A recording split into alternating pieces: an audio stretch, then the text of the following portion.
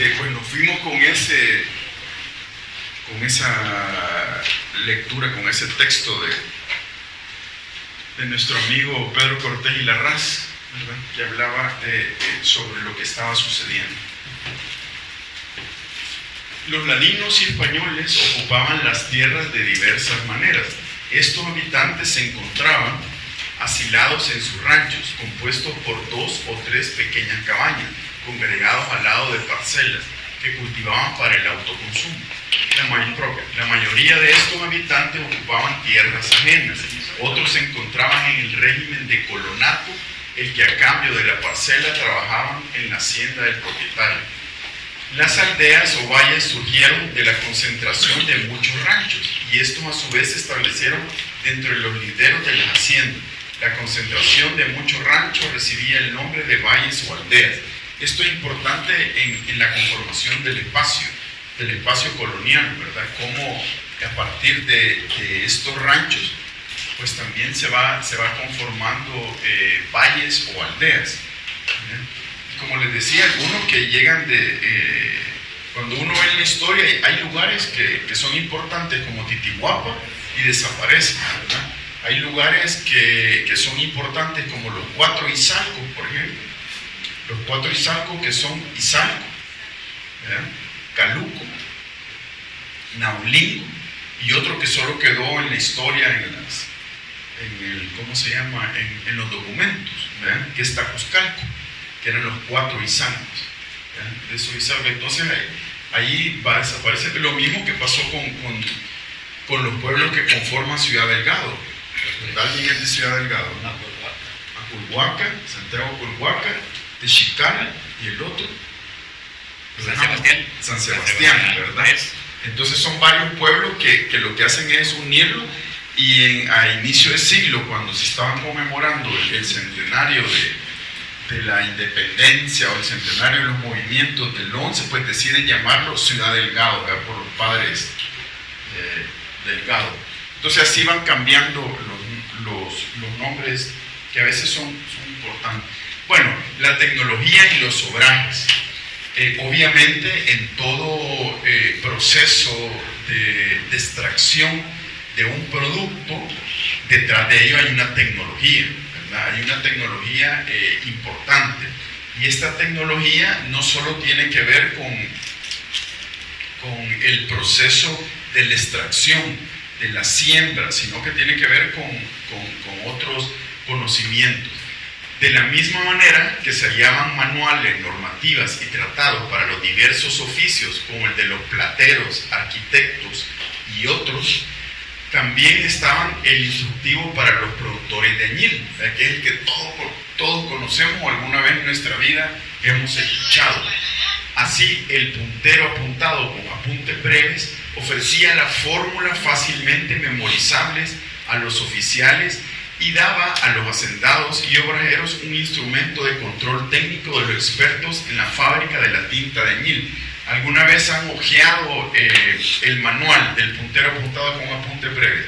Porque no es un libro de lectura, sino que es un manual, ¿verdad? Un manual que lo que te dice cómo debes de sembrar, cómo debes de cosechar, cómo debes de extraer el producto del añil, cómo son los obrajes. O sea, es un manual, ¿verdad?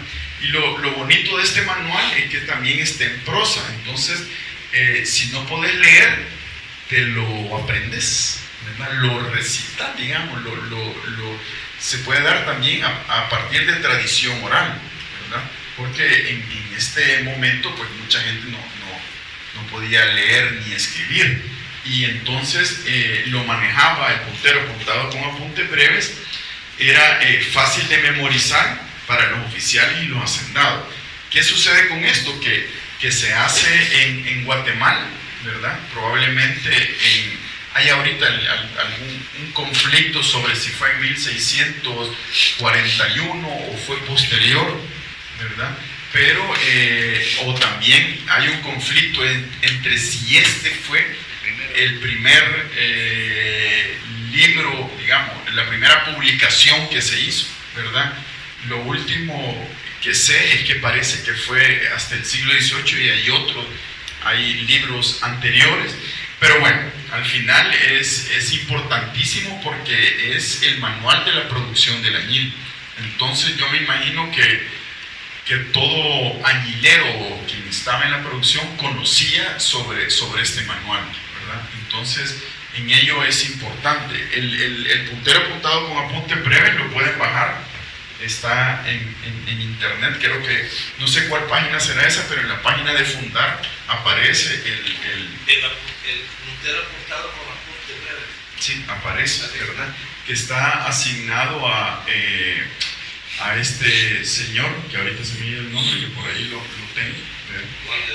Juan de Dios del Cid, ¿verdad? Pero también hay conflicto en que si él fue o no.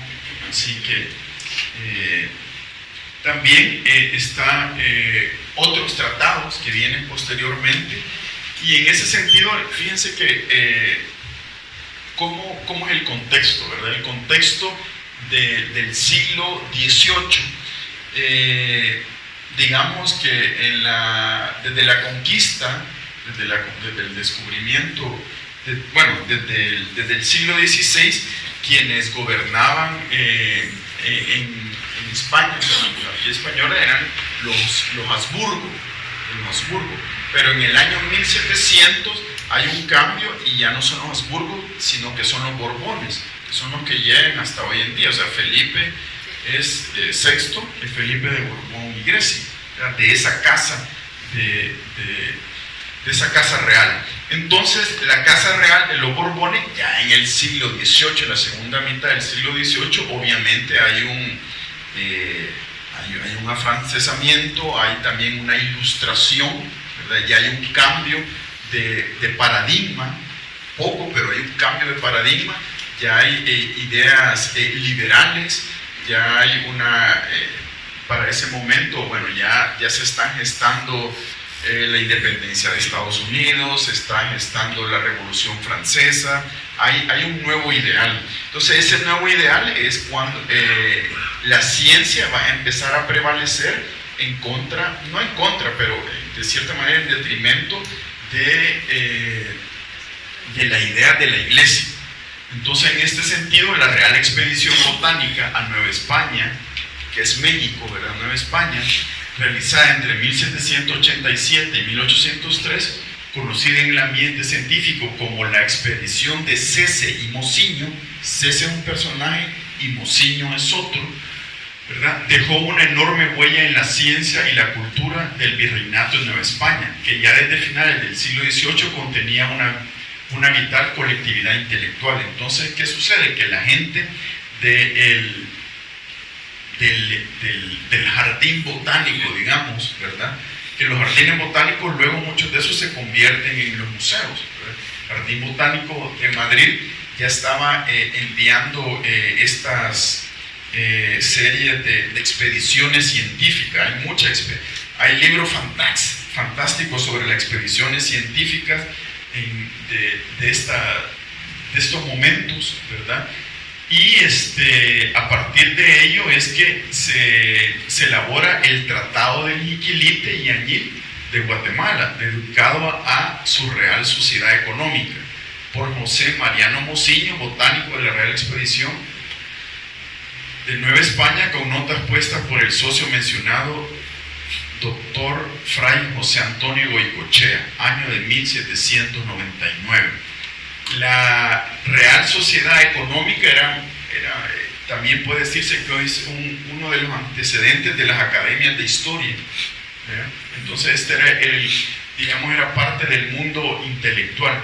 Pero lo interesante es que el 6 de mayo de 1797, luego de recorrer la provincia de San Salvador y haber visitado San Vicente y Zacatecoluca, José Mariano Mociño presentó ante la Sociedad Económica de Guatemala un informe sobre el modo de determinar el punto de las pilas de conocimiento y batido del jiquilite. O sea, nos está hablando un tanto parecido a lo del puntero apuntado con apuntes breves, pero en este caso más científico, ¿verdad? Él se mete a estudiar cómo es el proceso del añil en las pilas, se mete a estudiar también la parte química que tiene que ver con el proceso del añil, y es un tratado importante porque también le da realce a lo que se está produciendo. Entonces, en este sentido es importante. Es obviamente en la época de Carlos III. Carlos III le tocó ser también rey de las Sicilias, ¿verdad? De las Sicilias, y entonces en ese sentido fue el que mandó la primera expedición arqueológica, ¿verdad? ¿A dónde creen que mandó la primera expedición arqueológica? No, la primera expedición arqueológica era dentro de su reino, ¿verdad? A Pompeya, ¿verdad? Hicieron excavaciones allí en Pompeya en el reinado de Carlos III, y Carlos III impulsó muchas investigaciones en América también, ¿verdad? En América, en Nueva España, varios de estos tratados. O sea, era, digamos, un reinado que procuraba mucho la ciencia, pero también como procuraba la ciencia, fue en detrimento de otro tipo de obras. Las obras, por ejemplo, como los conventos, los monasterios o las iglesias. Más adelante lo vamos a ver, habían unas propuestas de conventos, del convento de San Francisco, por ejemplo, para San Vicente, el cual nunca se hizo, porque destinaron los fondos para otra cosa, ¿verdad? Y no para ese tipo de cosas. Luego, los obrajes, que en realidad los obrajes es la parte, la herramienta fundamental, el espacio en donde se va a hacer la producción. Entonces, vasijas, canoas, bateas, peroles, ollas, o sea, en todo esto se podía producir añil, ¿verdad? Pero de diferente. Se sustituyeron por las pilas o piletas, las cuales estaban construidas en mampostería, muchas veces de calicanto y ladrillo, ¿verdad?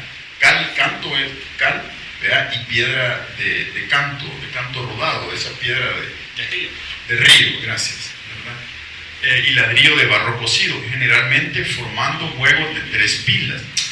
Este tipo de pilas todavía en El Salvador existen, ¿verdad? Existen grandes construcciones que por supuesto que están en el abandono, que están en terrenos privados y que la gente los tiene ahí como las pilas. La gente normalmente conoce como las pilas, y muchas de ellas son construidas de canto rodado, con cal y obviamente con ladrillo de barro cocido. Aquí dice generalmente formadas por juegos de 3 pilas, ¿verdad? Que ya vamos a ver la tipología de los obrajes. Las instalaciones en donde se llevaba a cabo el beneficio de añil se denominan obrajes. Dicha infraestructura necesitaba estar cerca o inmediatas a fuentes de agua, pues las actividades de beneficiar demandaban del vital líquido en abundancia, ¿verdad? Porque al final son pilas y se necesita agua para el proceso. Estos obrajes, por ejemplo, en 1740, solo en la provincia de San Salvador, acuérdense, quitémosle el departamento de Sonsonate y Aguachapán, habían alrededor de 618 haciendas con sus respectivos obrajes. O sea, era una gran cantidad de esos son los documentados, ¿verdad? Cuando hemos hecho el registro de obrajes de añil, se han encontrado, por ejemplo, algunos que están dentro del talpetate. No sé si conocen el talpetate, que es esta tierra dura, ¿verdad? Entonces lo que han hecho es excavar dentro del talpetate y hacer una pila. O sea, estaban buscando cualquier manera para poder obtener una pila. Se encuentra, como les decía, en muchísimas partes de El Salvador, unos más complejos que otros. Yo creo que no hay periodo del año en que no nos digan, miren, no van a ir a ver unas pilas de allá, de no sé dónde. Hace poco estuvimos en el 2017 en la hacienda de José Simeón Cañas, el libertador de los esclavos, allá en Zacatecoluca, la hacienda, que es una hacienda, lastimosamente no tiene el casco de la hacienda y eso, pero sí tiene los obrajes, sí tiene como 3 obrajes hidráulicos, ¿verdad? O sea, todo el mundo estaba en eso, ¿verdad? O sea, todo el mundo estaba en la producción del añil. Bueno, durante el primer tercio del siglo XVII se introdujo el sistema de producción de obrajes. Esto significó un proceso de producción más firme, ya fuera por medio de los obrajes con ruedas, los cuales eran movidos por fuerza hidráulica o fuerza animal. Así, la tecnología de procesar el jiquilite en los obrajes no sufrió cambios fundamentales durante todo el tiempo colonial y en el siglo XIX. Los tipos de obrajes son los de pilón, real e hidráulico. Pilón, simplemente de una pila, los reales son de 2 o más pilas, y los hidráulicos son los que todo el proceso, o por lo menos la mayor parte del proceso, lo hacen a través de ingeniería hidráulica, o sea, utilizan agua para mover la noria, utilizan agua para mover esas paletas que lleva la noria. Así que están este tipo de obrajes, y obviamente dependerá en cada espacio. Las grandes haciendas sí tenían obrajes hidráulicos. Hay una, como les digo, estas son las tipologías como en gran escala, pero en la hacienda en San Vicente, en las haciendas de Achichilco y en la hacienda El Marquesado se han encontrado obrajes que son no solo de 4 pilas en línea, sino que tienen varias líneas. O sea que había una producción enorme, ¿verdad? Una producción enorme. Este es un ejemplo de obraje real, ¿verdad? Que es del tipo real del sitio histórico Hacienda Chichilco 1, ¿verdad? Esta Hacienda Chichilco, si no mal recuerdo, fue de uno de los personajes importantes de esa época, del Vasco Navarro, Marqués de Aycinena, ¿verdad? Marqués de Aycinena, que tenía su parte de las haciendas que estaban produciendo añil en el sector que hoy conocemos, bueno, como el centro u occidente u oriente salvadoreño. Este es un real. Aquí hay otra imagen también de un tipo real, que este es de la hacienda Chiotes, de Tecoluca, San Vicente. Como les digo, solo se visitó el municipio de San Vicente, de Tecoluca, y el municipio, y bueno, Zacatecoluca también, y no me recuerdo si San Rafael o Brajuelo, y aún así ya era una gran cantidad de obrajes, uno que se los ha llevado el río, otro interesante porque como los cauces del río va cambiando, otros estaban, o sea, en la pasada del río, ¿verdad? Solo se veían los ladrillos que estaban ahí del antiguo obraje, pero el río pasaba por sobre ellos, porque como los cauces van cambiando, y otros que están lejos de los ríos, porque sí, ¿verdad? Porque cambiaron. Este es uno de 2 pilas, ¿verdad? Y por otra parte también están los hidráulicos, ¿verdad?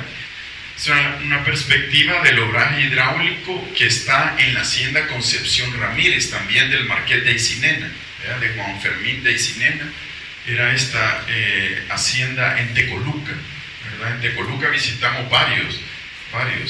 Cuando uno anda en trabajo de campo preguntando a la gente si conocen dónde están las pilas, ¿verdad? Porque no puedo llegar diciendo, mire, ¿conoce usted los obrajes hidráulicos? No, tiene que llegar uno preguntando dónde están las pilas. Obviamente me encontré con pilas para que tomen agua los patos, ¿verdad? Hasta pilas para ganado, de todas formas, pero sí se logró documentar. Lo que pasa es que cada vez que llegamos a uno nos decían, mire, pero allá hay otros 2, ¿verdad? Y entonces es la de nunca terminar, es proceso son proyectos para diversos, digamos, para diversas fases, ¿verdad? Porque no solo se puede terminar en uno. Este es uno hidráulico, como les digo, tienen sus paletas, llevan un eje central, llevan su paleta y la noria, ¿verdad? Y entonces esta noria se mueve a través de un canal de agua que entra en esa noria y va moviendo, ¿verdad? Estos obrajes hidráulicos pues vienen obviamente ya con los españoles y son técnicas que traen de la época romana, ¿verdad?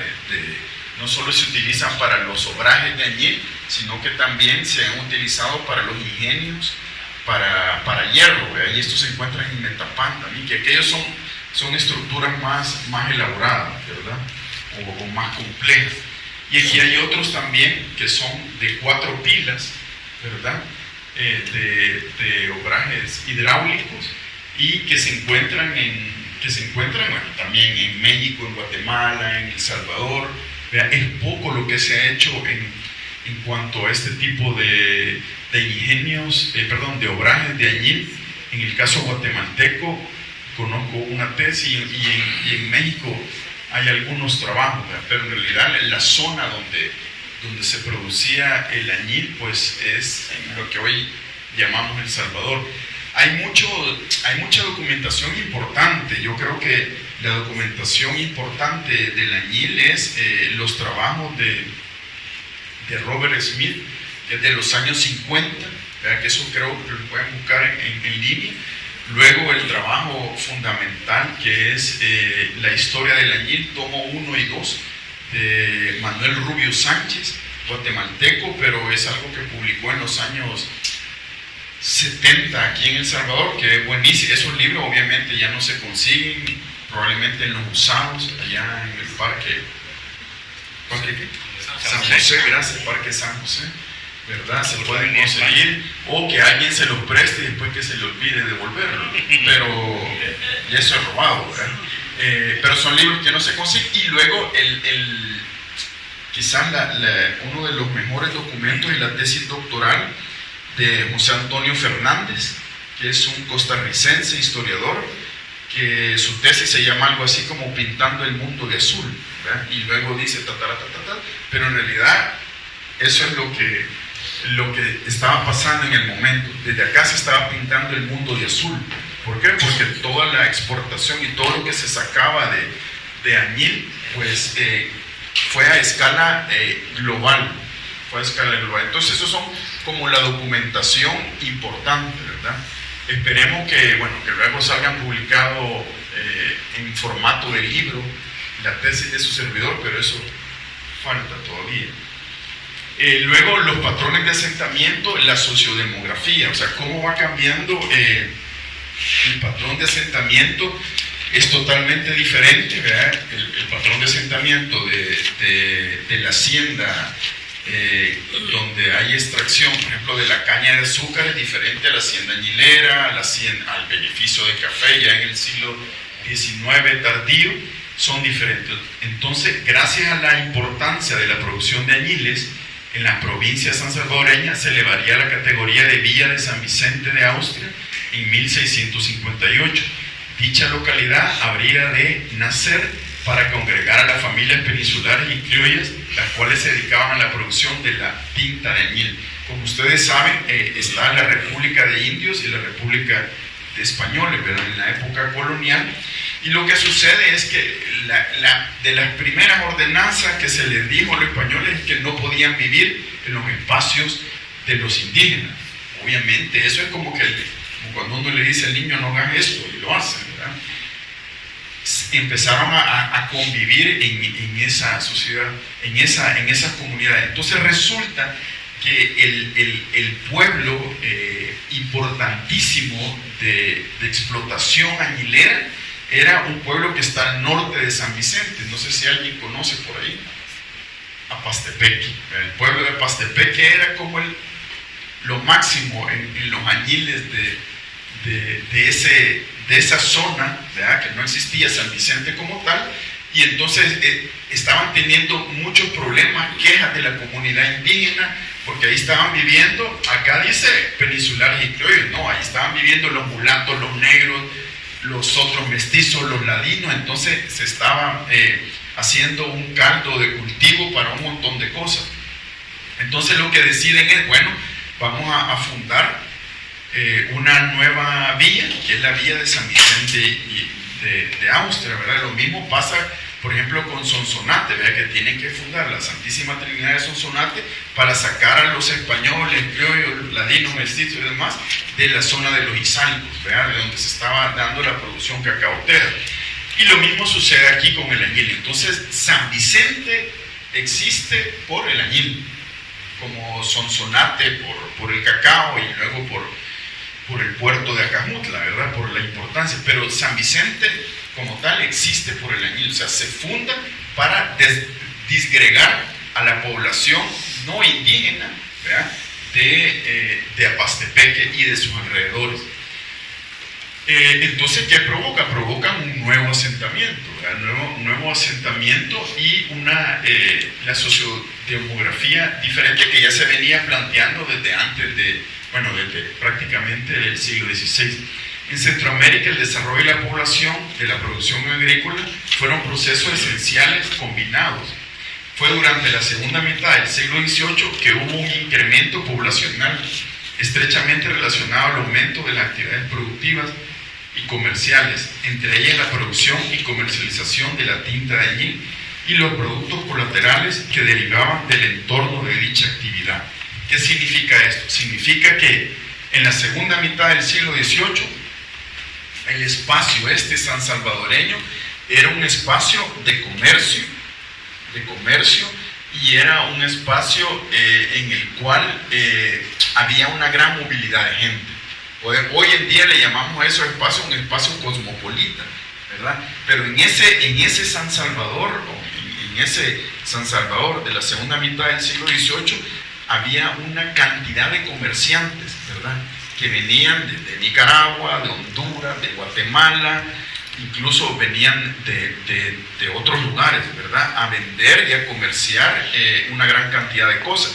Solo basta con ver todo lo que ingresaba al puerto de Acajutla, por ejemplo. Cuando uno ve, es bien bonito cuando uno habla de la exportación, ve que exportaban cacao, que exportaba bálsamo, que se exportaba jiquilite, que se exportaba tabaco también, ¿verdad? Y entre otras cosas. Pero cuando uno ve lo que ingresa, son productos que no, obviamente que no se tenían acá. Entonces ingresa cerámica china, alguna porcelana, ingresa ¿cómo se llama? Sedas, ¿verdad? Y todo eso viene, obviamente, ya sea o del Perú o venía del puerto de Acajutla, que es donde llegaba el galeón de Manila, que venía todo lo del oriente. Entonces ahí podían venir especies, podían venir esto. Y otra cosa importante, el vino, ¿verdad? El vino tenía serias restricciones, porque había vino para consagrar y vino que solo podía venir a través de, digamos, de solicitudes de las élites, ¿verdad? Porque expresamente se decía que no se le podía dar a todo el vino, porque si no podía provocar, digamos, desórdenes, ¿verdad? Social. Sin embargo, como en todo, había tráfico ilegal, ¿verdad? De vino. Y también había chicha, también había chaparro, también había de todo, ¿verdad? Pero eso es la parte como del marco legal. Entonces, en ese sentido, Centroamérica exportaba, pero también importaban otros productos. Si quiere, guardamos la pregunta que le vamos a dejar para luego, después, anótela. Tiene que ver con el forma. Sí, diga. ¿En qué forma se exportaba el añil? ¿En forma líquida o se había llegado a reducir?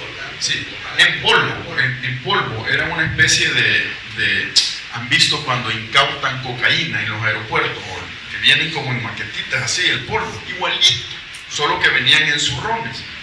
Se llaman zurrones, que venían en un cobertor dije al principio, no, de cuero, un cobertor de cuero, así se exportaba y tenía su medida, el zurrón y todo eso, así se exportaba. Entonces era, digamos, un tanto duro, pero cuando uno lo deshace se hace polvo, era más o menos así. Entonces eso se exportaba en los barcos, pero también había, ¿cómo se llama? Tráfico ilícito, ¿verdad? Cuando, por ejemplo, los colegas yo sé que van a tener una serie de conferencias sobre los barcos, lo que exportaban. Una cosa es lo que está documentado ahí, ¿verdad? Y otra es lo que se encuentra. Ya cuando se encuentran los pecios, los barcos hundidos, encuentran que llevaban más cosas y que probablemente se hundieron por andar llevando planta, ¿verdad? O sea, siempre se encuentra en los bolsillos de uno, en los otros, en los pedacitos, en los barcos, o sea, siempre había tráfico, ¿verdad? No solo era lo que se documenta en las listas. Entonces, esa era, digamos, esa dinámica. La cosa importante en este sentido eran las ferias. La feria de San Vicente era importante, la feria de San Miguel, la feria de Chalchuapa, todo eso tenía que ver. Eran ferias de ganado, ferias de añil, ferias de caballos, de todo. O sea, era un intercambio de productos y eso hacía que existieran como este paso pues, de gente por ese San Salvador. Además, no es por nada, pero los caminos siempre han sido, digamos, relativa. No es que sean buenos, sino que este espacio que hoy conocemos como El Salvador, una de las cosas importantes de ser pequeño, digamos, es que la interconexión se da fácilmente, digamos. Pues no es lo mismo que el otro día estaba ¿cómo se llama? En Santiago de Chile y me dice que Buenos Aires queda a 3 horas. ¡Qué cerca! Yo solo del otro lado de la cordillera, no, a 3 horas en avión, ¿verdad? Y eso no nos pasa a nosotros, ¿verdad? O sea, en este espacio san salvadoreño la conexión era, obviamente, para ir a Puerto Caballos era lejos, pues, pero las conexiones siempre han sido, digamos, en ese sentido muy buenas, ¿verdad? Al menos 2/3 de la producción de añil de Centroamérica durante el siglo XVIII era producida por pequeños productores, indígenas, mulatos y ladinos y mestizos. Es lo que les decía, estos 2/3 de la producción, valga la redundancia, la producían los poquiteros, aquellos pequeños campesinos que extraían su añil del jiquilite que ellos sembraban, del jiquilite que ellos hacían todo el producto. Imaginémonos siempre que alguien estaba produciendo ese añil como lo producen en Casablanca, en el taller, ¿verdad? Porque ahí siembran, ahí hacen todo el proceso, ¿verdad? Y entonces en ese sentido, además un 90% de la cosecha se cultivaban y procesaban en la provincia de San Salvador. Con ello, en dicho territorio se aglutinaron 2 formas de propiedad de la tierra, la privada de las haciendas y la comunal de los pueblos indígenas. Siempre existiendo este conflicto de 2 cosmovisiones diferentes, ¿verdad? O sea, al indígena no le cabía en su cabeza, en su modo de ver la vida, que existiera una comunidad, o sea, un espacio privado, ¿verdad? Sino que los espacios eran comunales, o sea, todo el agua que está allá, que está ahí, la cuidamos todo. ¿Por qué? Porque es para todo, y entonces la protegemos, la cuidamos, y lo mismo pasaba con los otros elementos de la tierra. Sin embargo, con la propiedad privada es otra concepción, ¿verdad? Una concepción diferente, y es la concepción de extraer el recurso al máximo, ¿verdad? No me importa, o sea, no hay cuestiones de que yo voy a heredar si lo heredo, bueno, voy a heredarlo, pero en moneda, en plata, pero ese recurso de la tierra, no está esa concepción de la protección, digamos, como lo tenía la comunidad indígena para heredar. Además, la comunidad indígena no tenía un cerco que dijera este es mi espacio, sino que era, mira, de la montaña que está allá, ¿verdad? O sea, eran valles, del valle de allá, la montaña esta, o donde está la demarcación del río tal. Era una cuestión como mucho más amplia, ¿verdad? Aquí se puede ver también, es de Santiago Nonualco también, en donde la perspectiva es importante de cómo se ve las comunidades y los caminos. Esos caminos son reales, ¿verdad? No es que pusieron a un niño a dibujar, mire, hágame la casita ahí. No, o sea, ahí está la iglesia, está la casa hay uno maravilloso de Zacatecoluca, en donde le dice quién es la persona que vive en cada casa, ¿verdad? Y dónde es el barrio de los mulatos, dónde es el barrio de los indígenas. Por ejemplo, en Zacatecoluca, Nalco, ¿verdad? El barrio de los indígenas, dónde están los mulatos, o sea, los mulatos y los negros están al interior del espacio español, ¿verdad? El barrio indígena está aparte, y le dicen dónde vive tal persona y eso, ¿verdad? yo les digo a los colegas que dan guía en el centro histórico, ¿verdad?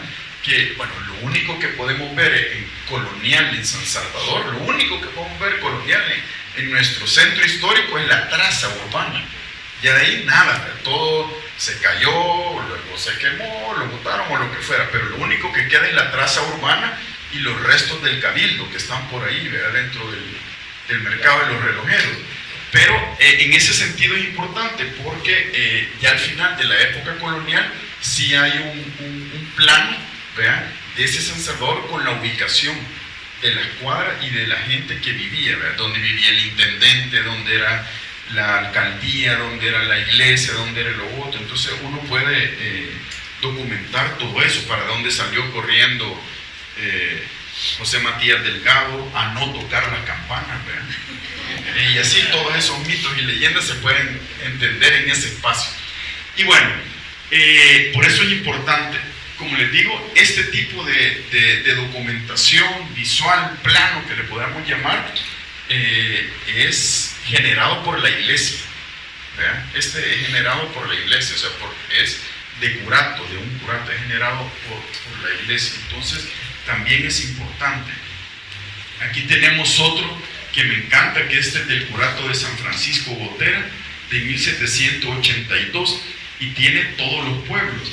Y yo creo que ustedes no alcanzan a leer ahí, pero tiene, bueno, el pueblo de Gotera, luego tiene Lolotique, luego tiene Chilanga, Yamabal, Sesembra, Guatajiagua y el río Gotera, que divide el centro, ¿verdad?, la fuente del Archivo Histórico Arquidiocesano en Guatemala.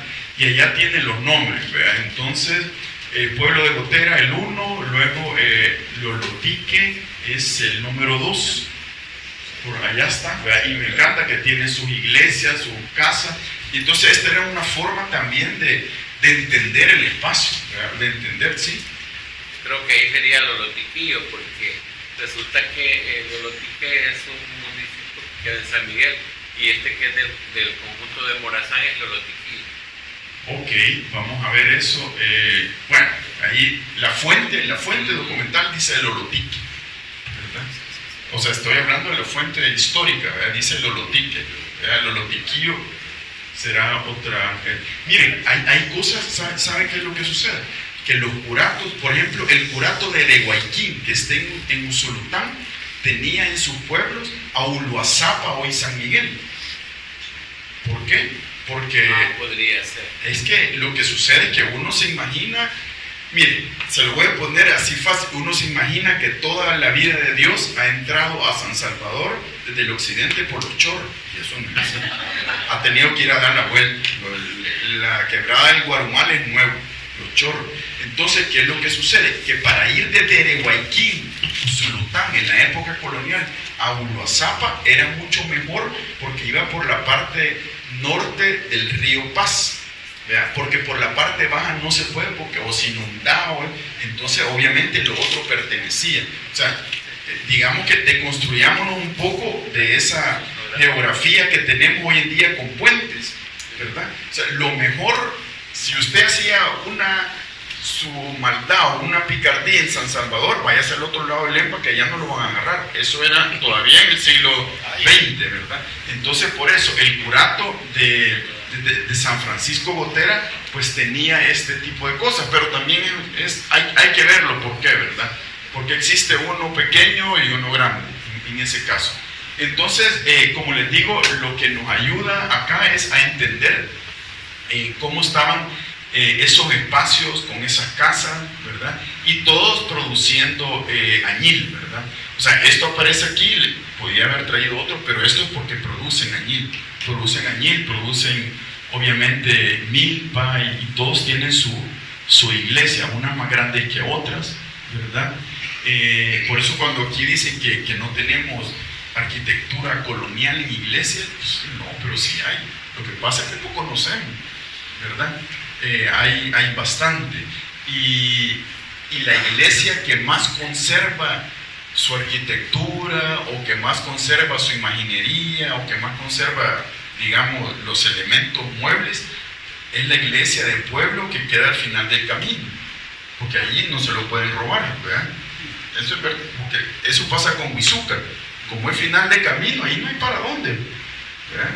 O sea, hasta ahí llegas, pero las que son de pasada, esas, uno puede ir viendo, por ejemplo, en el caso de Huizuca, que su servidor ha trabajado, ha resguardado mucho de su patrimonio material, mueble, ¿verdad? O sea, la imaginería, la platería, esto y lo otro. Pero uno dice, bueno, ¿y aquí los ladrones por qué no han llegado? Pues, probablemente porque, o sea, para llegar hay que volver a salir por la misma calle, o sea, son finales de camino, ¿verdad? Entonces, yo creo que eso es importante. Y también hay muchos pueblos que hoy no son, en Oriente hay un pueblo que se llama San Simón, ¿verdad? Pero el nombre indígena en lenca era Sen Simón, así Sen Simón, y justamente se oye como San Simón, y así fue generando San Simón. Todas estas poblaciones tenían su advocación, ¿verdad? Todos tenían su advocación. Antes del nombre indígena, pues llevaba el nombre de su advocación. También tenemos otro, que este es uno de mis preferidos. Este es el mapa del curato de San Juan Mocicala, ¿verdad? Y obviamente, ¿quién está al centro? San Juan Mocicala. Ahí está, al centro está Ocicala. Y entonces, fíjense que esos que ven como manchones ahí son el río uno es el río Torola y otro es el Lempa. Este es el Lempa, este es el Torola, y obviamente el norte lo tienen noreste. Bueno, no alcanzo a ver ahí, pero sí tiene todos los 4 puntos cardinales, y allá está, tiene, no los leo aquí abajo, ¿verdad? Está los poblados de Cacopera, Yoloaiquín, Huacotecti, Sen Simón, Cesori, Cacahuatique, que es hoy Ciudad Barrios, ¿verdad? Y al sur con Torola, ¿verdad? Entonces, me encanta ese porque está pintado en azul, ¿verdad? Que muy probable haya sido extracto de allí. Todos estos mapas son del Archivo Histórico Arquidiocesano, o sea, es información de la iglesia. O sea, si uno podría hablar, la novedad de este estudio, ¿verdad?, es la novedad de las fuentes, porque son archivos de la iglesia. Uno a veces tiene la dicha de ver documentación que nadie la ha estudiado, pues, entonces en ese sentido es parte del aporte, ¿verdad? Y bueno, eso fue importante para ese momento. Luego, esta es la población, fíjense, de la Villa de San Vicente, de los pueblos de Santiago Nonualco y Titihuapa, entre 1768 y 1769, y Santa Lucía, Zacatecoluca, de 1783. Lo que me interesa en este sentido es la parte sociodemográfica, o sea, cómo van cambiando los números, ¿verdad? San Vicente, obviamente, ahí dice, la categoría de ladino, mulato, mestizo y negro la agrupan en una sola y es 1081, ¿verdad? En San Vicente, españoles 890, Apastepeque 1164 indígenas, todavía se quedan algunos, ¿verdad? 260 negros y 83 españoles. Y las haciendas, pues tiene 38 haciendas, ¿verdad? 900 negros en las haciendas, o sea, negros, mulatos, ladinos y mestizos que viven en las haciendas. Luego el curato de San Vicente, que tiene Titihuapa, Sensuntepeque, Huacotecti, y las haciendas pues tienen 186, y ahí están las personas sin categoría, no en todas las categorías ponen, solo en las haciendas tienen a 38. Y los totales del curato de Titihuapa, que son Santiago Nonualco, San Juan, Santa María y San Pedro, estos son los Ostuma, ¿verdad? Los Ostuma tienen, ahí vemos los números 1713, 650, para un total de, bueno, aquí con el curato de los Nonualco y Santa Lucía, Zacatecoluca, lo que podemos ver es que son 5.911 ladinos, mulatos, mestizos y negros, contra 4.350, más o menos, dice ahí, indígenas, y luego españoles 1135. O sea, se va cambiando.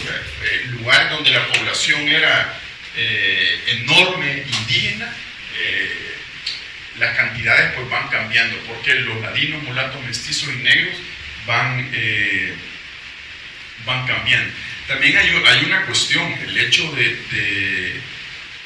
hay una especie de blanqueamiento. O sea, blanqueamiento no es una cuestión del siglo XIX, sino que también es una cuestión, obviamente, de los siglos coloniales. Entonces, entre menos indígena eras, pues estabas en otra categoría, ¿verdad? Podía ser mestizo, mulato, o sea, entre más cerca de lo español estaba en otra categoría. Ojo, que había una gran cantidad de españoles pobres también, ¿verdad? No imaginemos que todos los españoles eran parte de la élite o eran ricos. Habían españoles pobres que vivían en sus predios cultivando y eso y lo otro, ¿verdad? Siempre en las redes clientelares, ¿verdad? Como en toda sociedad hay redes clientelares. Estas redes clientelares tenían que ver, bueno, desde las autoridades de la administración colonial, desde las autoridades de la administración religiosa, algunos hacendados, algunas élites. O sea, había redes clientelares de todo. Es importante, hay las relaciones también entre las élites locales, digamos, sansalvadoreñas, con las élites de Santiago de Guatemala. Es importante esas relaciones porque, digamos que, aunque no son tan simétricas, ¿verdad? Pero sí hay relaciones importantes. Fíjense que los puestos de alcaldes se compraban, ¿verdad? Y hoy no. Todavía, dice. Los puestos de alcaldes se compraban, ¿verdad? Y obviamente no podías ser alcalde si no eras, bueno, en algunos casos, como las ciudades importantes, tenían que ser español. No podían. O sea, siempre la autoridad, la mayor autoridad local tenía que ser español de la península. No podía ser criollo. Obviamente eso genera un gran conflicto. ¿Por qué? Porque de repente está la élite criolla, digamos, de San Salvador, y le vienen a poner un funcionario de segunda, tercera, lo que usted quiera en categoría, de la península, ¿verdad?, a mandar sobre ello. Entonces eso generaba conflicto, generaba totalmente conflicto, ¿verdad? Entonces ahí es donde vienen también las redes clientelares. Entonces, como les digo, muchos de los puestos de alcaldía se compraban, ¿verdad? Eran comprados los puestos de alcaldía. Entonces, obviamente, el que más tenía era el que estaba en el poder. Entonces era un poder político, administrativo, colonial, y poder económico también, y por qué no decirlo social. Entonces, tomando en cuenta que durante los siglos XVIII la particularidad esencial de las actividades comerciales en el Reino de Guatemala fue el monopolio de la ciudad de Guatemala, ejercía sobre todo el comercio externo de la región y en particular sobre los intercambios con la metrópoli. La capital del reino se tomó en la puerta de entrada y el centro de distribución de las importaciones y la exportación. Sin embargo, no era la capital quien sustentaba el poder del comercio exterior, sino que sus comerciantes, en particular los mayoristas. Estamos hablando de un conflicto comercial, ¿verdad? La capital, Guatemala, es donde se generaba todo esto. Como les digo, las haciendas, los productores vendían su jiquilite en las ferias, ¿verdad? Y ni siquiera probablemente lo tocaba en la feria, sino que se lo vendía directamente el comerciante. El comerciante de la ciudad de Guatemala se lo vendía directamente, ya sea a la gente en Sevilla, ya en este caso en Cádiz, al comerciante gaditano, ¿verdad? Entonces ni siquiera tocaba el jiquilite, ¿verdad?, sino que era ya el comercio. Y estos obviamente son los que ganaban la mayor parte de la tajada del pastel, ¿verdad? ¿Cuánto costaba? El jiquilite. Ya vamos a ver ahí cuánto costaba. Yo no sé si lo tengo en la presentación, pero en la tesis sí. ¿Verdad? ¿Cuánto costaba? Depende, al final era el mercado. De las 3 calidades, depende del mercado, depende de cuánto costaba ya puesto en Guatemala, o cuánto costaba puesto en el puerto, o cuánto costaba puesto ahí en Cádiz. ¿Ya? O sea, son una serie de complejidades de ese rubro comercial, ¿verdad? Fíjense que aquí, por ejemplo, esto que ven ahí es el escudo del Real Consulado de Comercio de Guatemala. Y lo traigo en cuenta porque al lado se observa, al lado izquierdo, lo que pueden observar es una circunferencia de una noria de las pilas de obraje de añil. O sea, una vez el escudo del Real Consulado del Comercio, a un lado tiene el obraje de añil y al otro los barcos, ¿verdad? Y abajo tiene algunas cosas, cañas y esto y lo otro, pero lo importante era eso. Entonces, este consulado lo que hacía era, de alguna manera, manejar el comercio, ¿verdad?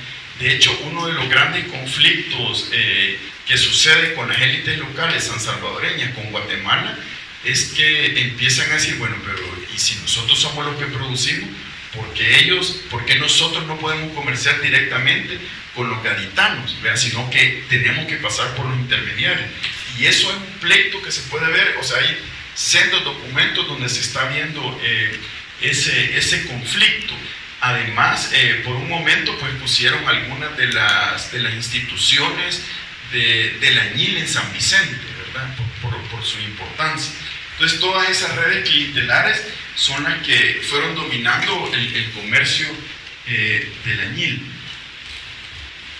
El comercio del añil centroamericano, como se ha repetido, lo agenciaron comerciantes particulares y casas comerciales, las cuales estaban vinculadas al comercio de Cádiz o al título propio, también como a constituyentes de compañías de Santiago de Guatemala. Eran sectores oligopólicos integrados por criollos y peninsulares, principalmente del norte de la península. Estos comerciantes venidos de España se relacionaron con los grupos de poder existentes a través de la práctica de la homogamia, lo que se resolvía con casamientos que les garantizaban un mayor éxito en los negocios. Así su ascendencia económica se liaba a la posesión del capital, que tal cuenta les permitía actuar como comerciantes y banqueros, lo cual les brindaba ventajas comerciales. O sea, esto no es nuevo, ¿verdad? Casi como se forman las élites. Resulta que estaban estos comerciantes, ¿verdad? Ahí dicen del norte de España, por ejemplo, hay un estudio sobre los vascos navarros, ¿verdad? Porque no a todos los españoles se les permitía venir a la península. En ese momento, Castilla, ¿verdad? Los vascos navarros sí podían venir. Entonces, en ese sentido, estaban viniendo varios comerciantes. Conozco el caso de Juan Fermín de Aycinena, que es un vasco navarro, que es un segundón. No sé si saben lo que es segundón, o sea, es el hijo segundo de una familia grande, y como hijo segundo no le toca herencia. No le toca herencia de tierra, entonces agarra sus cosas y se viene a América, ¿verdad? Pero para venirse a América tiene que pasar también por el permiso que se daba en Sevilla o en Cádiz para venir acá. Entonces se viene a América, llega a Oaxaca, luego de Oaxaca se traslada a la ciudad de Guatemala, y en la ciudad de Guatemala se da cuenta que existe el comercio del añil, ¿verdad? Pero se da cuenta también que como hombre joven, fuerte o como sea, ¿verdad? Las puede también con la sociedad guatemalteca, criolla, ¿verdad? Y con las mujeres, ¿verdad? Este señor se casa, yo creo que ya se lo he comentado, se casa con 3 veces. Y digamos que en esa Guatemala estaban la familia A, la B y la C, que eran las más ricas de Guatemala. Y él se casó con las hijas, con las herederas de la familia A, B y C. ¿verdad? O sea, no solo era comerciante, me imagino que era una especie de playboy colonial o qué sé yo, ¿verdad? Pero se casa con las tres, van muriendo de parto, van muriendo no recuerdo si de muerte natural, ¿verdad? Pero se va casando, pero va heredando todo eso, ¿verdad? ¿Perdón? La envenenada, le digo. Pues no, las fuentes no hablan de eso, pero puede ser, ¿verdad? Pero algunas dicen, bueno, la cosa es que él se va casando, también se va casando con descendientes de vascos navarros que estaban ahí. Entonces hay una cuestión ahí interesante. Les recomiendo el libro de Marta Casaus, que se llama Racismo y Linaje en Guatemala, ¿verdad? Ese libro de Marta Casaus, Racismo y Linaje en Guatemala, tiene toda la prosapia de las élites de Guatemala y, bueno, llegan hasta el día de hoy. O sea, le puede mencionar un expresidente guatemalteco, ¿verdad?, que tiene línea directa con todo esto. Exactamente. Entonces, eso es parte de esa. Y también hay san salvadoreños, ¿verdad? Porque en ese momento también habían ese tipo de élites. Entonces este señor viene y bueno, empieza a comerciar con ese dinero que tiene, empieza a comerciar con el añil, ¿verdad? Porque no le interesa la hacienda, no le interesa la tierra, le interesa solo el comercio. O sea, ¿para qué te vas a meter a sembrar, cultivar, luego producir y estar en pleito con los mulatos que se te están levantando por aquí, que los indican? ¿Para qué? Mejor solo pasar, o sea, servir de intermediario entre este que produce y el que te lo va a comprar. Ahí es donde está la tajada grande. Entonces, el gran negocio, ¿verdad? Y entonces ocurre que cuando él quiere comprar, porque también se compran los marquesados, unos títulos nobiliarios se compran, entonces él decide que quiere comprar un marquesado, el marquesado de Aycinena, ¿verdad? Y entonces una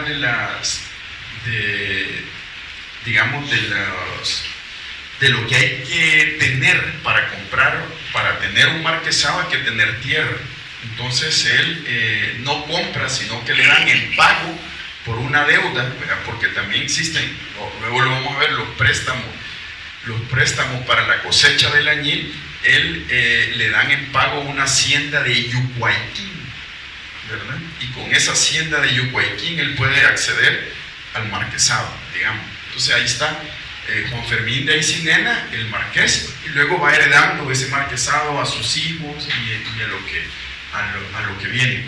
Pero en ese momento él está comenzando a conocer el mercado, ¿verdad? El mercado de eso. Entonces, como le digo, las élites comerciales, no solo son peninsulares, criollos y civiles, sino que también son gente de la iglesia, ¿verdad? Ya hemos comentado en algunas otras ocasiones sobre el cura Mateo Cornejo. Mateo Cornejo de San Vicente, el cura principal de San Vicente, que llegó a tener una gran fortuna calculada en el 20% de las exportaciones de Centroamérica en ese momento. ¿Y fue a través de qué? Del préstamo. Por cosecha, no me pagaste, me quedo con tu tierra. No me pagaste, me quedo con tu hacienda. O sea, como una especie de usurero colonial, ¿verdad? Banqueros, bueno, de ese tipo de... Entonces, él llegó a tener una gran cantidad ¿cómo se llama?, de tierra y de cosas, incluso esclavos, ¿verdad? E hijos, por supuesto, ¿verdad? Entonces hay un documento importantísimo, lo pueden buscar ahí en internet, es el documento, pongan Mateo Cornejo, cura de San Vicente, no recuerdo ahorita el colega que lo escribió, pero él lo que hizo fue analizar la herencia, los documentos de la herencia de Mateo Cornejo, y ahí hay para tesis doctoral, ¿verdad? De todo lo que heredó y cómo hizo.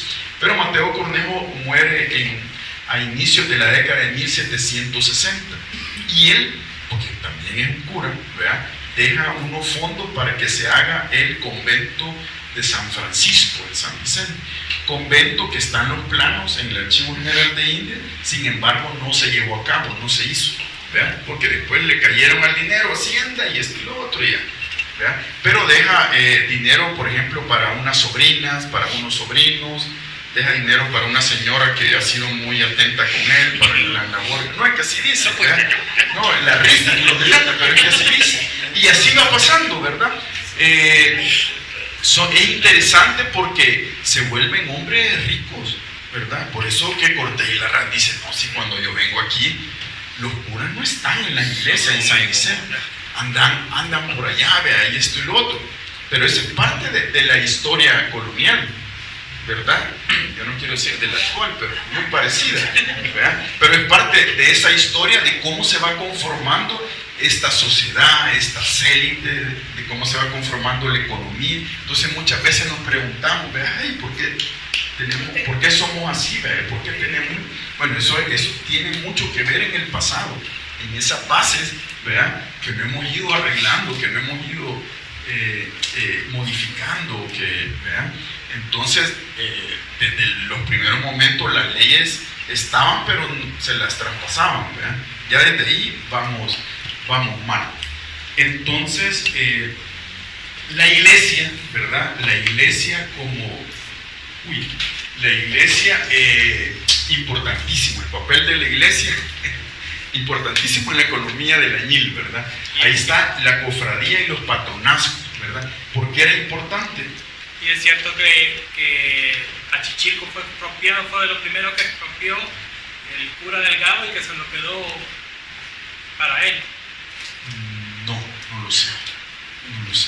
Es que yo vi una conferencia donde alguien mencionaba eso, pero no me acuerdo quién. No lo sé. Pero eso de la expropiación es de todos los días, ¿verdad? Y en la época, pero sí habría, lo que pasa es que en Achichilco está la hacienda San Juan Buenavista, pero no es San Juan Buenavista de José Matías Delgado, sino que la San Juan Buenavista de José Matías Delgado es la que está aquí al sur de Huizuca, ¿verdad?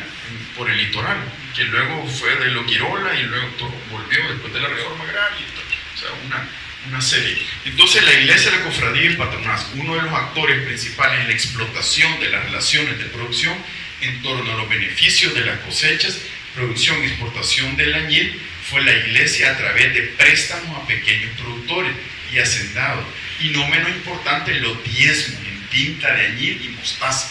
Entonces, si usted era productor de añil, pues el diezmo lo podía dar en tinta, fíjense, en tinta para exportar, ¿verdad? En mostaza, o sea, en semilla para sembrar. Obviamente, si tenía algodón, si tenía milpa, si tenía esto y lo otro. Y un poco ahí como anécdota, cuando a su servidor y a los colegas arqueólogos nos ha tocado trabajar no estoy grabando, nos ha tocado trabajar en excavaciones arqueológicas dentro de la iglesia, ¿verdad? Como San Juan Bautista Nahuizalco, Santiago Apóstol Chalchuapa, San Esteban, la que se quemó, y otra que ya no recuerdo ahí. Uno se da cuenta que en la iglesia la gente cómo llega a dejar, ¿verdad? O sea, yo creo que no gastan en el supermercado, o sea, llegan a dejar gallina, depende, ¿verdad? Frijol, ahí es cuando mejor nos han dado de comer, cuando hemos estado en trabajo, ¿verdad? Tamales, ¿no? O sea, siempre ha habido cantidad, ¿verdad? Entonces, es como una práctica, ¿verdad? O sea, ganarse el cielo a través de la ofrenda. Entonces, le digo, los diezmos son importantes, ¿verdad?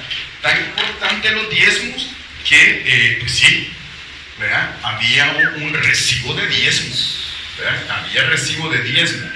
Y lo interesante es que había un recibo de diezmo para la tinta de añil, para el añil, ¿verdad? Este es un recibo de diezmo exclusivo para añil, no era para otras cosas, ¿verdad? Entonces dice, como colector del diezmo de tintas del año de 1785 del partido de Metapán, recibí de Alejandro Vega, y ahí pone tantas libras de flor, ¿verdad? Sí, flor es el mayor, ¿verdad? Luego sobresaliente y corte, pero él lo que dio es,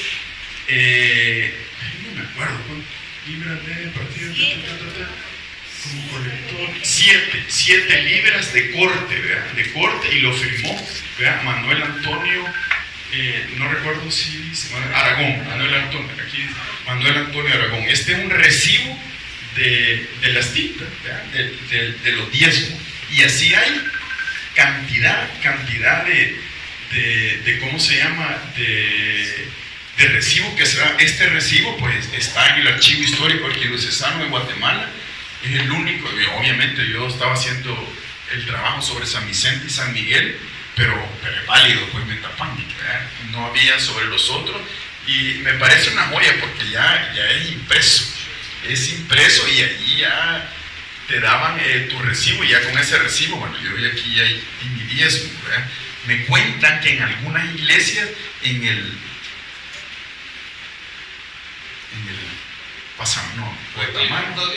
reclinatorio, pero iglesias tipo auditorio, ¿verdad?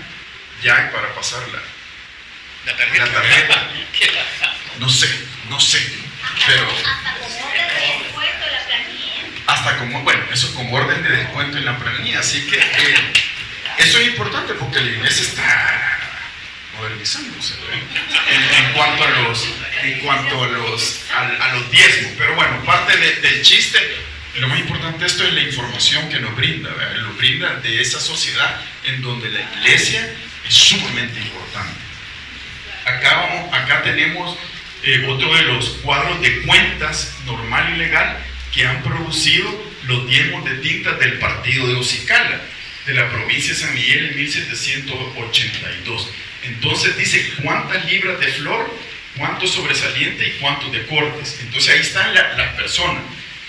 El señor Simón Piñerta dio 8 libras de flor, o sea que ese señor sacaba una excelente producción, ¿verdad? De las mejores, ¿verdad? El de Díaz, ¿verdad? Daba 4 de flor, ¿verdad? Luego Benito, ¿sí?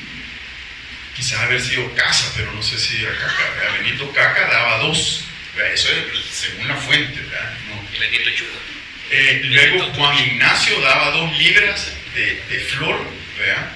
Luego Faustino Chica 1, Juan Lobo 2, luego Argueta 2, Toribio Argueta daba 11, era un gran productor, aunque ya después vamos a ver a José Vargas, ¿verdad?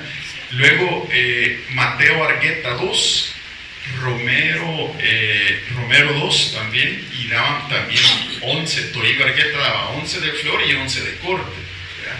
Vicente Monto daba 30 libras de flor, 20 de sobresaliente y 10 de corte, ¿verdad? Este tipo era un gran hacendado, o sea, daba bastante, ¿verdad? José Vargas ni se diga, ¿verdad?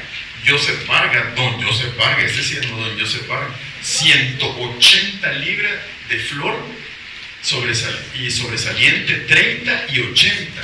O sea que si es el 10, ya saquen ustedes los cálculos, cuánto sacaban sus 1800 libras de corte flor, ¿verdad? O sea, era gente que y luego Agustín Argueta, bueno, importantísimo, porque es una de las cosas que pensamos que las mujeres en la época colonial estaban, no se imagina.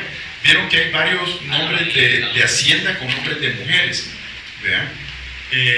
Por ejemplo, Ana María Escolán daba 2, 76 y 35, ¿verdad? Tomás Ramos, Santiago Ramos, y aquí hay otra vez Ana María Escolán, ¿verdad? Que daba de la otra. Entonces aparecen las mujeres también como dueñas de haciendas, que heredaban ya sea de sus padres o de su esposo, ¿verdad? Heredaban, quisiera decir que de sus madres, ¿verdad? Pero no lo sé. Así que esa es la cuenta, ese es solo un ejemplo de 1782 del partido de Ocicala, y así hay una serie de documentación que están nombrando, que están diciendo con nombre y apellido cuánto era lo que donaban, y eso nos ayuda para saber cuánto era la gran producción que se tenía.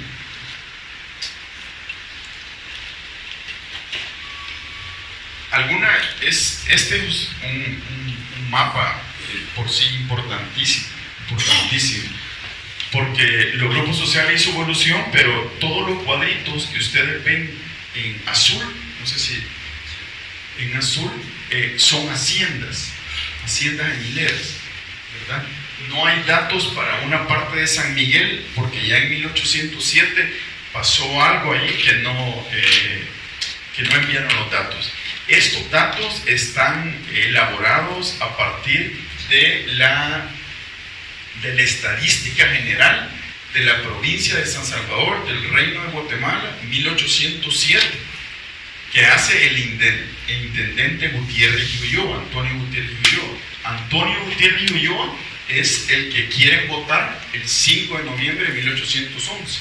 Por lo menos nos dejó esta estadística que es formidable y que la Academia Salvadoreña de la Historia hizo una reimpresión en el año 2015, creo, no sé por qué no, ya se le hubieran dado, pidan.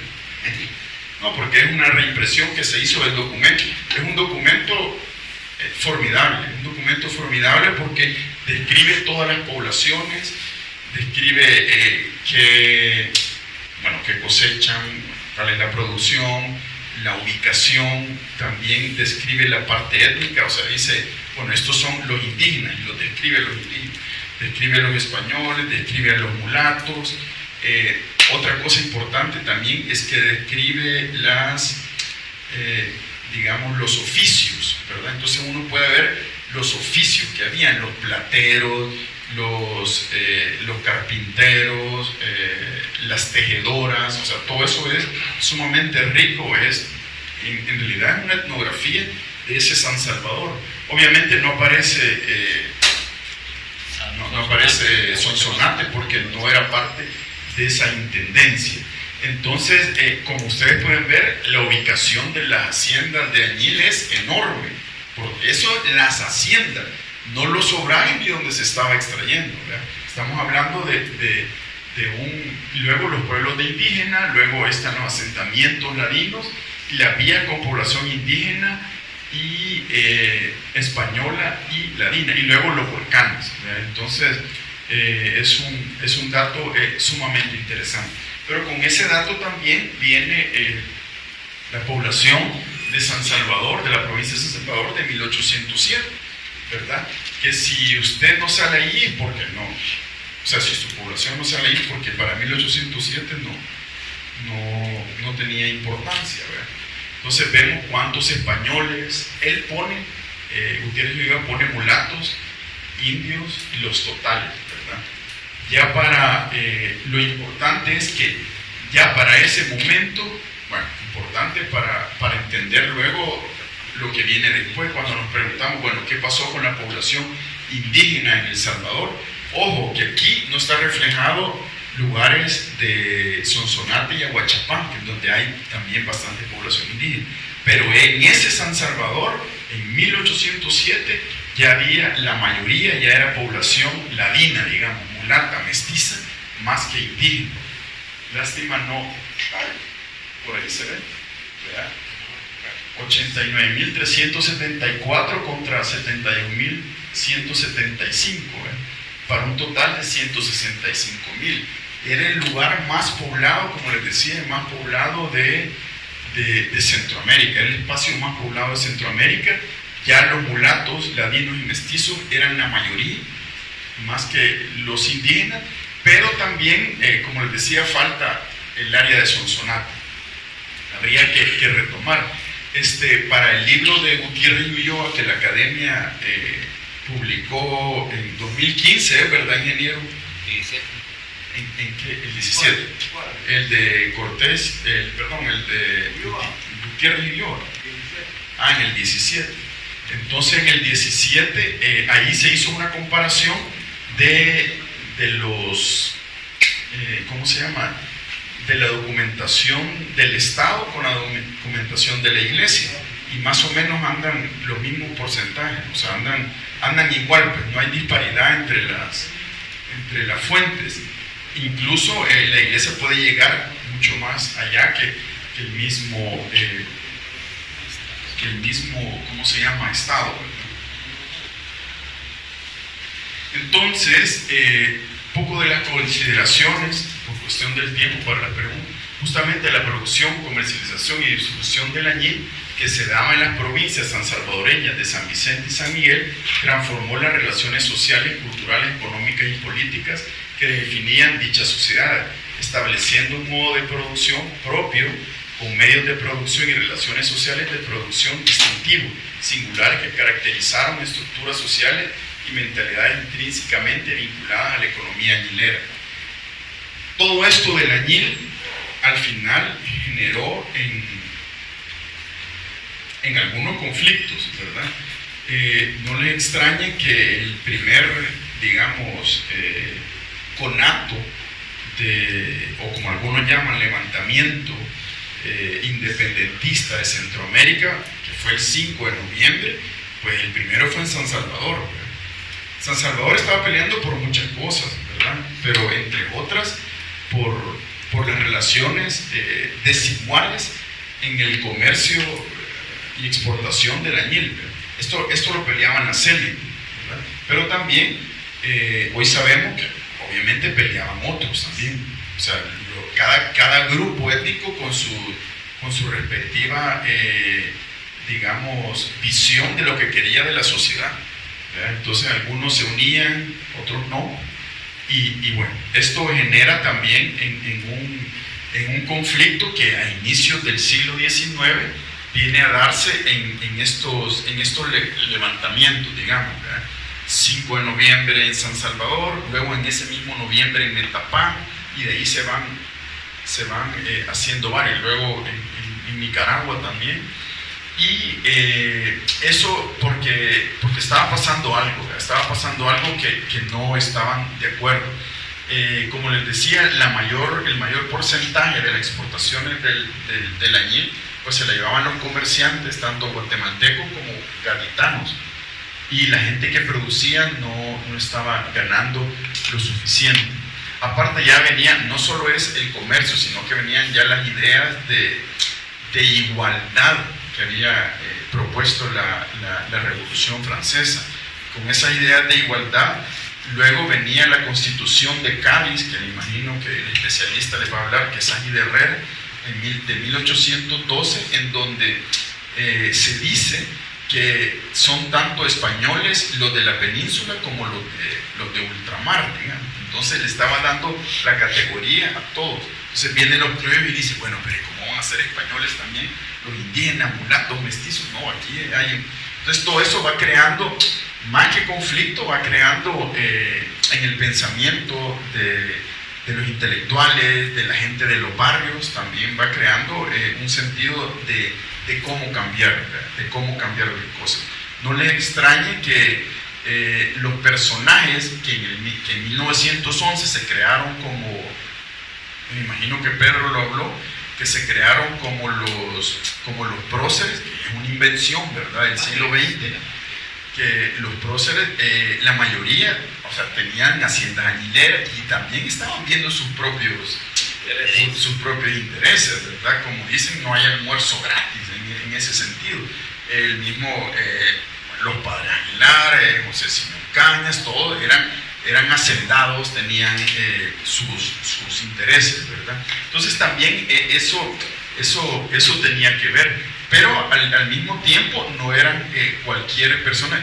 Su servidor ahora mismo, por el interés de la abolición de la esclavitud de 1824, le interesa José Simeón Caña, que es un personaje que es de Zacatecoluca, que tiene estas haciendas añileras, que tiene esclavos, ¿verdad? Pero luego va por la abolición de la esclavitud, ¿verdad? Pero también es un intelectual en el sentido que había sido no solo decano de humanidades, digamos, de la Universidad de San Carlos de Guatemala, sino que llegó a ser rector, ¿verdad? Entonces estamos hablando de gente, digamos, preparada. Entonces esta gente preparada se sentía también marginada, se sentía excluida de lo guatemalteco, ¿verdad? De lo guatemalteco, y entonces empiezan todas estas revueltas o estas, digamos, cosas que se estaban dando. El añil al final construyó una sociedad que no solo, también es bonito verlo en la arquitectura, ¿verdad? Esta es la antigua parroquia de San Salvador, construida, por lo menos lo que podemos ver es de finales del siglo XVIII, y que en el terremoto de 1854 se dañó y se terminó en el terremoto de San José, no de San José de Costa Rica, sino que del 19 de marzo, ¿verdad? El día de San José de 1873 se terminó de caer, y luego vienen las otras iglesias, ¿verdad? Hasta llegar ahora con la Rosario. Esta es donde está la iglesia de Rosario, de la parroquia de San Salvador. Entonces, esa imagen me encanta, aunque es del siglo XIX, ya no en la época colonial, pero muestra ese San Salvador diverso, ese San Salvador comercial, ese San Salvador con edificios importantes, ¿verdad? O sea, no todo se iba a construir los edificios de ¿cómo se llama?, de Santiago de Guatemala. Y recuerden que en 1773, con el terremoto de Santa Marta de Guatemala, que se trasladan al valle donde están ahora, que tienen que venir a construir nuevas edificaciones, y para eso se necesita dinero. Entonces se extrae también, dinero de las arcas de la iglesia, en ese sentido con los diezmos, para construir la nueva Guatemala de la Asunción, ¿verdad? Entonces todo eso va generando conflicto, ¿verdad? Porque es algo que lo ven como allá lejos, ¿verdad? Como allá lejos. Entonces, bueno, con esta imagen termino yo. Por supuesto, si hay preguntas, podemos contestar, vean las que se puedan, porque tampoco somos teólogos, ni pretendemos eso. Así que con mucho gusto, si quieren venir a llevarse su ramita de jiquilite ya que abrió, también lo que quieran. Así que gracias, y estoy para escucharles. El concepto de historia como ciencia, cómo ha ido aplicando el método científico y qué es lo que tiene la academia hoy por hoy, como el debate de la historia como ciencia. El debate de la historia como ciencia es una pregunta bonita. Me voy a sentar porque siento que ya no crezco. Fíjense que el debate de la historia como ciencia es fundamental, porque yo creo que todos nosotros crecimos estudiando historia, con la historia de bronce, con la que se llama historia de bronce, con la historia de los grandes personajes, de las grandes batallas, de los hombres, ¿verdad? Sin mujeres, sin diversidades, sin nosotros, y sin indígenas tampoco, y sin mulato y sin negro. Aquí todo era blanco, masculino y militar, oscura y de guerra. Esa es la historia de bronce, que es la historia del positivismo del finales del siglo XIX y del siglo XX, que se empieza a construir como esa historia nacional, esa historia patria, ¿verdad? Luego empieza a hacerse una historia más de fuente, de interpretar las fuentes más allá de lo que nos están mostrando, ¿verdad? Hay una base teórica, ¿verdad? Una base teórica sobre ello. Y algo que es importante que nosotros hemos tenido tardío es que la carrera de historia en El Salvador solo se abrió hasta el año 2000, y la abrió una universidad privada, no la abrió la Universidad del Salvador, que es la que está llamada a tener este tipo de carrera, ¿verdad? Luego en 2003 abre la carrera de historia historia de la Universidad del Salvador, y bueno, hoy tienen ya un bagaje de buenos historiadores y esto y lo otro, ¿verdad? Lo que pasa es que, por ejemplo, ahorita estamos hablando de historia colonial, ¿verdad? Pero si uno ve los estudios que se están haciendo ahorita los historiadores, pues hay memoria histórica, hay historia del conflicto armado reciente, hay historia en estas tesis, por ejemplo, historia de la UES, historia de no sé qué, historia, ¿verdad? Pero la historia colonial es poco lo estudian, ¿verdad? Poco lo estudian. Y hay obviamente los investigadores que son empíricos, ¿verdad? Lo que pasa es que con los empíricos, si no tienen el método historiográfico, se vuelve en el invento, ¿verdad? En el invento, y eso es lo que no queremos, ¿verdad? El invento yo recuerdo por ahí de una universidad privada se solicitó escribir un libro de un personaje histórico de El Salvador, y como no le gustó, no lo publicaron. No le gustó porque decía cosas que no sé, que querían oír la historia del personaje que peleó contra no sé cuántos y que venció, y cuando se vio que el personaje pues tampoco era tan, ¿verdad? O sea, es que solo pongámonos a pensar qué es lo que van a escribir los historiadores de los personajes nefastos que tenemos en nuestra política, digamos, ¿verdad? O sea, algunos lo van a vanagloriar, otros lo van... Pero si lo hace desde la historia, desde la historia como ciencia, pues tendría que decir las verdades y todo lo demás, ¿verdad? Entonces, en el caso de la historia, en El Salvador hay un repunte importantísimo, ¿verdad?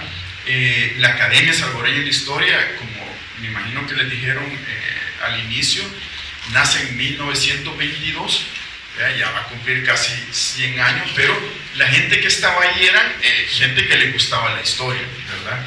Es hasta los años 90 en que empiezan a haber historiadores de carrera, o sea, digamos, profesionales, cientistas sociales y eso y lo otro. Y es un proceso como en las demás ciencias, o sea, yo vengo de la arqueología y aquí arqueólogos solo hubo hasta el año 2000, ¿verdad? Siendo tan importante y así con todo, ¿verdad? La antropología, lo mismo. O sea, parece que al Estado salvadoreño eso no le interesa, porque no le interesa saber, no le interesa que sepamos cosas que no quieren que sepamos. Más o menos por ahí va la situación, sí. El tema del precio del añil, ¿cuánto costaba la libra de un tipo, cuánto costaba la libra del otro y cuánto eso equivaldría a moneda moderna? Ok, eso se lo debo hoy, se lo debo, sí. En esto de la ruta del añil, digamos, usted mencionaba de que se exportaba pues básicamente a España, ¿verdad? Ya servía o tal, pero allá esta añil, ¿lo utilizaba España o lo vendía también a otros países? Lo vendía a otros países, o sea, ellos lo importaban y de ahí salía para otro lugar, incluso dentro de las mismas colonias españolas. Lo que pasa es que luego, por ejemplo, lo que hoy en día en Venezuela empezó a cultivar añil también, y en las Antillas también se cultivaba añil. Lo que pasa es que no era de la misma calidad, ¿verdad? Había algo que hoy en día, hace unos años estuve hablando con una persona que trabaja el añil desde el punto de vista digamos, de sus desde el punto de vista químico, y entonces decía que el añil que se produce todavía hoy en El Salvador da el mejor colorante, ¿verdad? O sea, ella me lo explicaba a través de la parte química, ¿verdad? Pero bueno, eso al final es cuestión de gusto, ¿verdad? De cómo quede el añil. Una vez leí que parte de la caída del añil tenía la culpa, por ejemplo, la baja calidad que se empezó con los exportados de parte de Guatemala. Más o menos, ¿cómo es eso? ¿Cómo se baja, digamos, la calidad del añil, digamos? La calidad del añil se baja como cuando hace unos años exportaron recuerdo salió la noticia exportando café y le habían metido maíz, ¿verdad? Cuando quería hacer la tranza ahí, ¿verdad? Por eso. Pero bueno, el añil, obviamente estamos viendo la época colonial, el añil, digamos que la decaída del gran mercado global es con los tintes químicos, artificiales, ¿verdad? Que empiezan a producirse, pero el añil nunca desaparece. Fíjate, por ejemplo, hay un cuadro que saca Héctor Lindo Fuentes de la comparación del café y el añil en exportación. Y por ejemplo, solo hasta 1878 van parejos. 1878 exportación del añil y el café, más o menos en esa época, en los años 70 del 19, o sea que tampoco, y es tampoco que cae así de todo, ¿verdad? O sea, siempre ha habido extracción de añil, lo que pasa es que no ha sido, ya en el siglo XX pues empieza a decaer un poco esa gran exportación, ¿verdad? Sí. ¿Se producían las tierras comunales y generales y cuánto era la legislación con respecto a las haciendas privadas? Fíjate que yo desconozco, habría que ver cuánto era el diezmo que daban por ejemplo, desde una cofradía indígena, ¿verdad? Para ver la producción, ¿verdad? de las tierras comunales que me decía, ¿verdad? Eso no desconozco, no sé cómo. Las ejidales. Habría que ver eso tampoco, no sé cuánto en términos reales, ¿verdad? Cuánto es que se producía en los ejidales. Lo que pasa es que el término ejidal en El Salvador, y eso lo ha discutido también con Pedro Escalante, no era como muy propio, eran tierras comunales, baldías, ¿verdad? Y el término ejidal se utilizó un tanto como más en México, y al final cuando vienen las leyes de 1881-82, que rompe con esas tierras, sí se utiliza el término ejidal, ¿verdad? Pero no eran ejidos como tal, ¿verdad? Por eso podríamos hablar de tierras baldías, tierras comunales, por ahí, ¿verdad? Pero no se ha sacado ese por lo menos yo no lo ¿Qué conozco. parece con las reformas liberales de 1880? Sí, eso. Sí. Hubo, digamos, cuando vimos en la historia, por ejemplo, la cuestión de la producción del café, hubo mucha inversión en el desarrollo de infraestructura. Y estamos hablando de que fue un negocio que generó mucha riqueza, etcétera, etcétera. Toda la riqueza esa fue solamente la construcción de, por ejemplo, de iglesias, de conventos, hubo algún desarrollo. Ahora, si estamos hablando que había que sacar en mulas hubo desarrollo de caminos, hubo un tipo de... Sí, claro que sí. O sea, este producto de exportación tuvo que haberse visto el desarrollo no solo en la arquitectura, ¿verdad? Sino que en el desarrollo de los caminos, el desarrollo de los puertos también, ¿verdad? O sea, no los puertos de la segunda mitad del 19, pero el desarrollo de los puertos. Pero lo que sucede es también es que, a diferencia del café, que son cosas, la extracción es totalmente diferente, es dinero que se quedaba, o sea, era poco, pero que se quedaba aquí. De alguna manera había una inversión, pero esto la mayoría era o sea, no era la gran, o sea, aquí el cafetalero que tenía un beneficio, quedaba con mucho dinero, pero aquí el comerciante no, porque no era el que tenía la mejor tajada del pastel. Lo que tenemos que ver es cómo el añil, ¿verdad?, ayudó en el desarrollo de no ese San Salvador, sino que de esa Guatemala que incluye El Salvador. Entonces habría, como te digo, en las iglesias, ese tipo de cosas, algunos puentes, las carreteras. No sé si se habrá invertido, habría que ver si parte de ese dinero se invertía, por ejemplo, en la Universidad de San Carlos, pero sí sé que se invirtió en la construcción de la Nueva Guatemala de la Asunción. El añil sirvió de base para mejorar la parte económica de Guatemala y no de El Salvador. Es que El Salvador no existía, sino que éramos lo mismo, ¿verdad? O sea, como dice el historiador, que ya lo van a tener, Carlos Gregorio López Bernal, que las élites sansalvadoreñas se dieron cuenta que eran sansalvadoreños cuando dejaron de ser chapines. ¿Verdad? Esa es la otredad. No sé si me di a entender.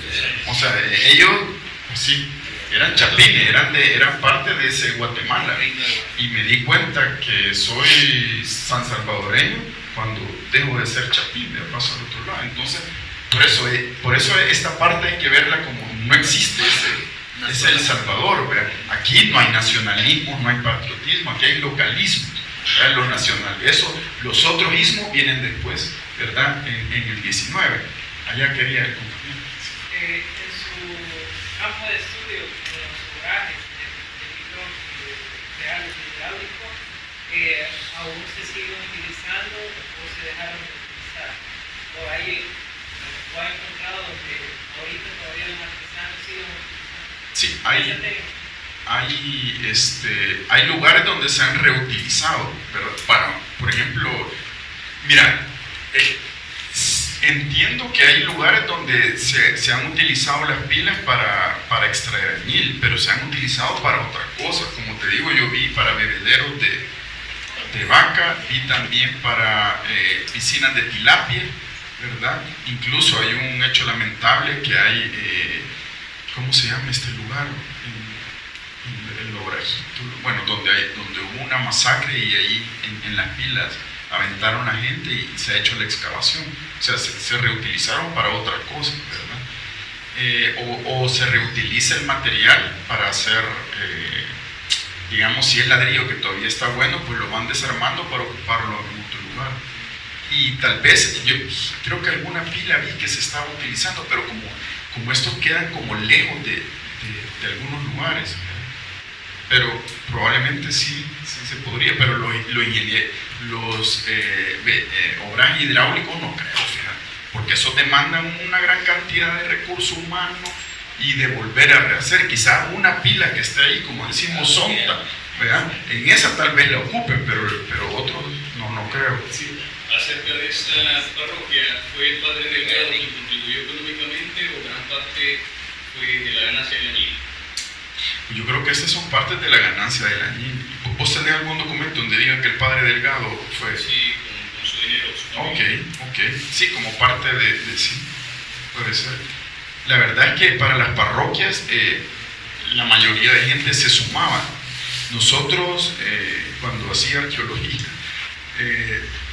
una vez nos encontramos, por ejemplo, las tejas de la iglesia de Santa Catarina de Popa, ¿verdad? Que las tejas tenían el nombre de las personas que lo donaron. Entonces, en la parte del interior de la teja, vean, vos ponías ahí Dylan, ¿verdad? Dylan, no sé qué. De ahí otra gente, o sea, como donación. Y no me extraña que el padre haya hecho esa cosa, pero no lo conocí. ¿Más preguntas? Usted notó ahí patronato y cofradía dentro del esquema temático. Sí. Eso se refiere precisamente a lo que estamos hablando de que de la iglesia. Los productos del añil sirvieron para fortalecer el desarrollo de la iglesia católica. Sí. Igual hay un libro que se llama Añil, bueno, hay un libro buenísimo, y lástima que se fueron los arquitectos, bueno, pero porque habla de que el barroco, o sea, el barroco guatemalteco, que es el barroco que también nosotros tenemos, el barroco guatemalteco, y ahí quizás para la respuesta de alguien que me preguntaba qué más hizo, el barroco guatemalteco no existiría sin el empuje del añil. Ese es un libro que se llama Añil Jiquilite Barroco o algo así, y de un señor se llama Horacio Carcache de Guatemala. Ese es un libro muy interesante porque él está planteando que todo el diezmo del añil sirvió para el barroco, que es aquello tan cargado y tan, ¿verdad?, guatemalteco, ¿verdad? Así que interesante. Perdón, y aquí sí. Solo una pregunta, ¿qué se está haciendo para conservar estas pilas? Buena pregunta. Porque realmente están aventadas. Estas pilas, como los demás sitios arqueológicos que son privados, están aventados. Sin embargo, tienen dentro del marco legal de la Ley de Patrimonio Cultural, no se debería de destruir, ¿verdad? Pero ahí esa es la cosa, o sea, hay que... Porque esa es parte de la historia, ¿va? Sí. Y debería de conservarse.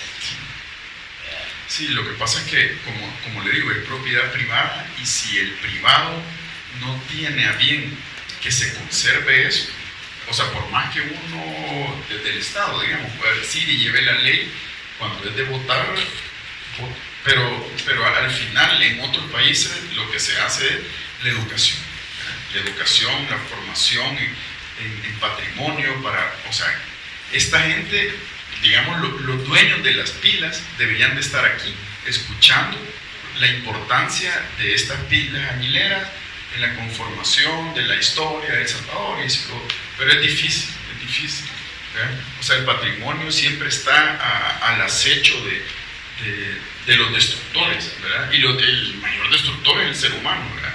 Yo les he contado, y ya por eso del patrimonio, allá en Nejapa, en Mapilapa, Nejapa, hay una portada de capilla de hacienda. O sea, las haciendas tenían tanto dinero que tenían sus capillas también, ¿verdad? Con su advocación y todo. Entonces esta capilla de hacienda, por en medio de la capilla, o sea, con un arco más o menos grande, pasa la calle, ¿verdad?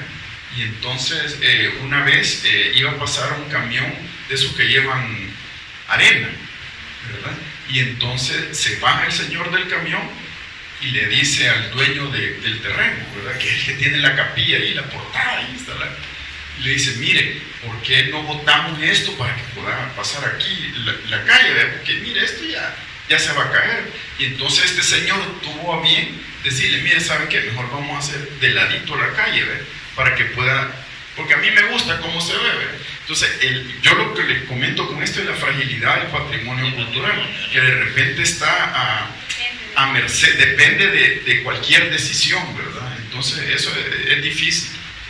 Solamente para terminar, quiere decir que los conflictos con Guatemala del siglo XIX y principios del XX se deben en alguna medida a la separación que tuvieron después de la independencia.